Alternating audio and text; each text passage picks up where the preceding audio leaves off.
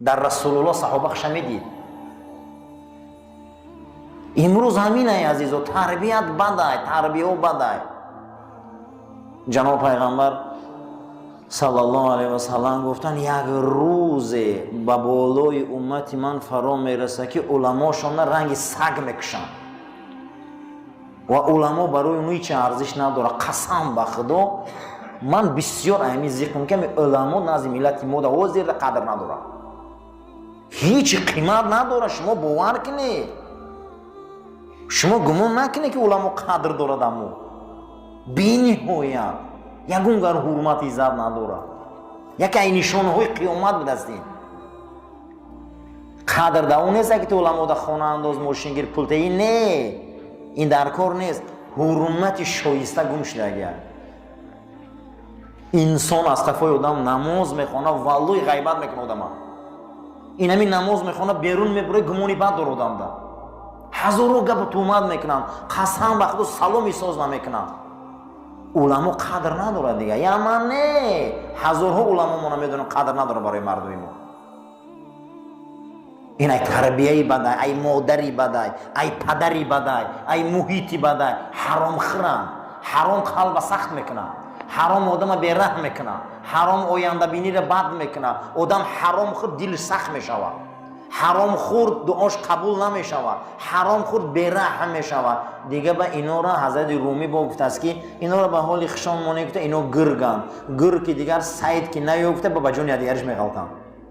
вақте гирга шикораш барор намегирифтааст, ба назар мекарда ки кадомуш заифанд, ба ҳама кас ҳамо дағат мекардастиянд, ба ҳамора мехӯрдиянд.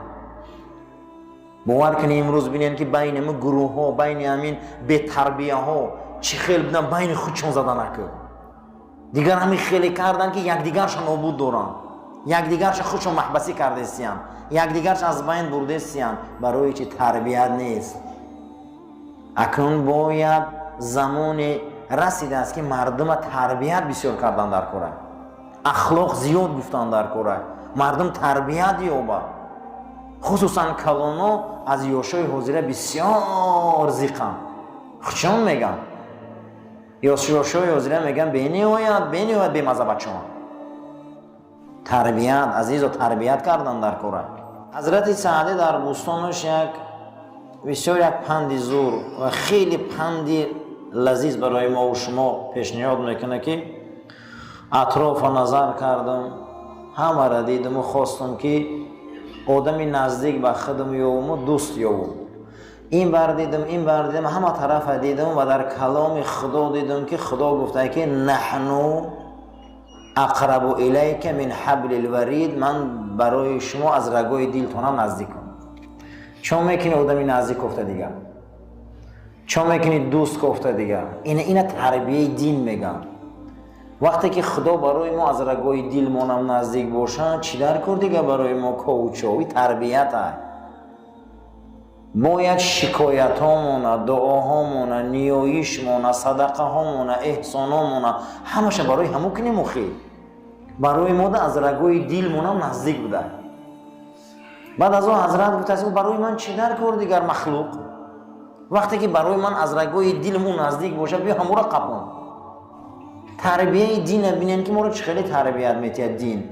барои мо худо аз рагои дилмонам наздик кард. ҳеҷ кас ҷои худоро намегирад. барои мо чӣ қадар ӯ наздик буда. рӯзои ҷумъа мо дарсои ахлоқ ёд мемонем ки мо тарбият ёд гирем, охи ахлоқ ёд гирем. ҳазрати Али каррамаллоҳу ваҷҳа як осори аҷибе ҳазрат ривоят кардиянд, яъне осори саҳоба ки дар дини мо ҳуҷҷату далел мешаванд. гуфта як рӯзе мешавад ки ислом мисли як пустини вабрай. пустини вабр чира меган? пустини вабр дырнаш ай сурб мисли мех найзаҳо сохта мешавад ки ӯро мепӯши таната сих мекуна. ай берунаш пустине ҳаста ки ӯ ай пӯсти хирс мешавад, пашми хирс. ай берун бинанта мега ғуломадестай да танат пӯши бо ҳамо сӯзанош таната сих мекуна. як рӯзе мешавад гӯ ки ислома мардумам хеле нишон метиҳад. я намо диндорӣ дора худаш ами динш безора, дар ӯ мардум дина дидестиян, ғула дидестиян. یک روز میشم خیلی اسلام میبیو گفتن ایروی چیه این؟ تو ایروی تربیه بد. ایروی چی بدن؟ تربیه بد. تربیه بدی مسلمان اسلام رنگ غول نشان میده. تربیه بدی مسلمان اسلام رنگ خیرس نشان میده. هم خودش ایمو دین استفاده نمیبره، نمیتونه برده برای که بدنش سیخ داره، اما پوستی نه. بدنش سیخ کرده است. میگن زن تا سطر پوشان میترسه. میگن دایوس نشو میترسه سیخ داره شم. اما میگه که تو مسلمان نیست، میگه نه الحمدلله مسلمانم. این کارو نکن بدنش سیخ میکنه، اما پوسته. میترسه اون کارو کردن. دینش گفته است. اما بو میگه که اوخی بیوخی چی به نکاح میکنی باشم؟ نکاح همه قپا. نکاح برش همه قپا. اسلام در نظرش رنگی همه پوستینی مقداره. بدنش خروشیده است. نصفش قبول داره، نصفش نه. بیرونش مثل غول نشان داده است. یک تربیتایی که مردم نگاه میکنه اسلام همچون یک جاندار باری میبینه در بدنشان. حیرون میشن میگن یا اسلامش همین مسلمانیش. گفتن ای چی میشه؟ تربیه بد. اگر تربیت نکنیم برادرو، اگر این منبرو خب کنن، این منبرو تربیت نکنن، این منبرو مردم به سوی انسانیت دعوت، به سوی کاری نیک دعوت نکنن، انسان بسیار تربیه بد خیلی دین هم خیلی نشان میده. دین همین خیلی نشان میده. یک دوره بود که کلاسیکای ما سلاهای کلان، ریشای کلان، جلکای کلان، همین خیلی کلاسیکایی بودن که همون بزرگای ما کلانشون قدی دنیا را نقش بستن. بعد اندک بعد تربیتای اومد دیگه ای کجا سلاها رفت، ریشا تراشیده شد، به جای او جلکا کاستوم بروپوشی شد، یک نمود کارایی شد که انسان حیران میشود. تربیه را بینین که 100 ساله شاعرای ما را یک نمود نشان داد که از اون میبینی و از کلاسیک نفرت میبینی. کلاسیکای ما چه خیلی شخصیت ها بودن، کدام مدرسه ها را تمام کردن، کیا بودن اونها؟ هر یک اونها در 12 سالگی قرآن حفظ کرده بود. هر یک اونها در 12 سالگی قرآن حفظ کرده. تربیت میگن عزیزو، اینا تربیت میگن. من همی در بین 20 سال 30 سالی که ما همینجا آمدیم، مردم ما شورتک پوش شد، مردم ما دیگه لباس تنگ پوش شد، مردم ما کرته آستین کالتا پوش شد، مردم ما دیگه بروکی تنگ پوش شد. باور کن دم کریستیانو نمیموندن، خیلی آدم مورد مرکو کلانو نمیموندن. در همین وادی‌های قراتیقین در همین زمان شوروی میگه آدمای جنس پوش خیلی سلام نمیکردن. می دنبه و مویاش میتوف میگه اینا رو دور کنه، میگفتن اینو مقصد بسیار میگه گپای قبیح میگفتن کلاناش. اوز نه که خدا رحمت کنه، اوز بینه مایل جنس، اوز تنها دیگه لخ دریدگه لباسایی که ریشتاش بر روی زمین هست. خیلی اگر گپ خطا باشه باید خطا هست. یا سرپسکنی و یا کارو. این معنیش همینه که تربیت رو برغلط رفته است. تربیت کردن در جامعه را تربیت کردن در کنه که به سوی تربیت رسول بیایم. این شوخی نیست. به اخلاق کسی تربیت نداره اسلام بیزیو نشان میده. کسی تربیت نداره اسلام بسیار بدرفتار نشان میده. مردم خیال میکنن که اسلام هم خیلی است. برای همین اسلام تربیت در آینه نشان میده. آینه در نشان میده. یک بحث در مثنوی بین چینی ها و رومی ها. بین کیا؟ چینی ها و رومی ها. رومی ها گفتن ما بزرگه، ما اینه، ما دولت داریم، دنیا دستی ما بود. خیلی امپری رومش خودتان میدونه که چند صد سال دنیا را در زیر حمایه‌اش گرفته بود.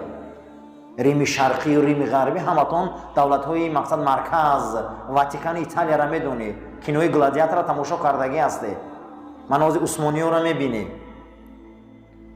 حضرت رومی هم رو بحث میبره، میگه بین چینی ها و رومی ها بحث خیست. چینی ها میگن خدا هم حکومت چین هم میدونه چه بزرگ گذشتگی هست، چقدر دیوال های بلند تاریخی چین همه تا نظم میدونید.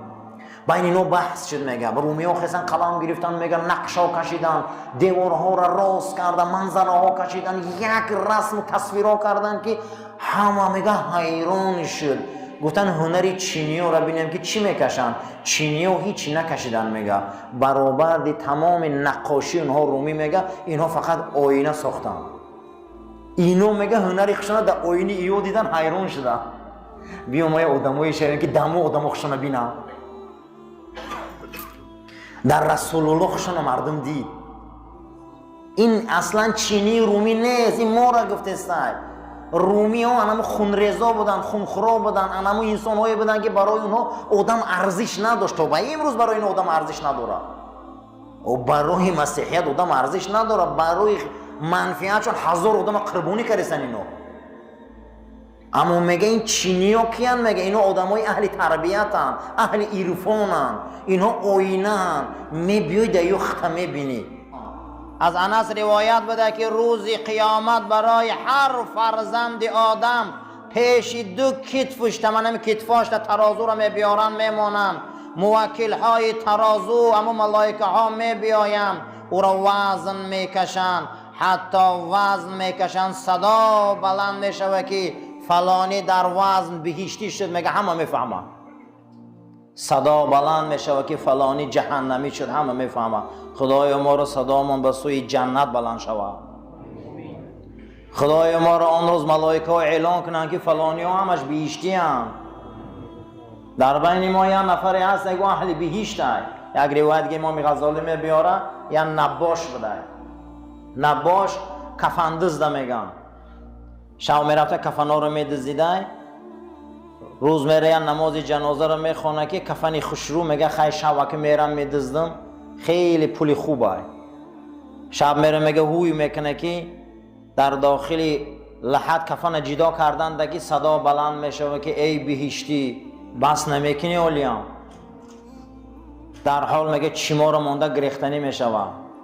حتی که در زمان حضرت حسن بصری میگه رخ داده این کار. حاطف از صدا میبدری لحد میگه چخیل بهشتی عمری من. میگه عمری من میگه در همین دزدی کفن گذشته. چخیل بهشتیم؟ گفته جنازه همین در بدی؟ گفته بله. در جنازه همین به طریق پنهان حسن بصری آمدگی بود، هیچ کس وی ندیده بود. همین جنازه در شریک شده خواند خدا به طفیل حسن این اولیاش و عالم دورش تمام گناه همون روزه اشتراک کننده ها را بخشید. همشان در مهر بهشت ماند تا نخود دوباره با دوزخ روی نکمی کرده. بین ما در یک کسی هست که به طفیل او خدا گناه ما رو میبخشه. ما اولیای خدا رو نمیشناسیم، ما دوستای خدا رو نمیشناسیم. اونها قالبشان در پیش ما هم، اما روح اونها در دیگر منطقه های، فکر اونها در دیگر منطقه های. مثلا در حضرت صوفی علیار شیشتن در رنگ ما برای یک تمیخل داعی دعوتگر بالای منبر وصف دوزخ بیش کرده است. این خندیدن میگیره، میگن ای دیوانه چی میخندی؟ گفته پیش ما در بین دوزخ بیش یک قدم است. همین بخوام گفته قدم هم میمونه میدرم. دوستای خدا تایی درجه را مست خدا هم ناز میکنن به خدا. چیکار میکنن؟ ناز میکنن.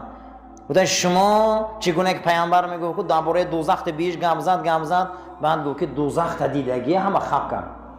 صحابه هم خواب کرد. گفتن نه. با عبدالله ابن عمر یاش بچه بود گفت من دیدگیم. وقتی درباره دوزخ بیش گپ میزدن صوفی علیار بخندید. تا چی میخندی آخی؟ این جای خنده دوزخ ده. گفت پیش اولیای خدا یک قدم است. هم دوزخش میبینیم گفت ما هم بیش شد.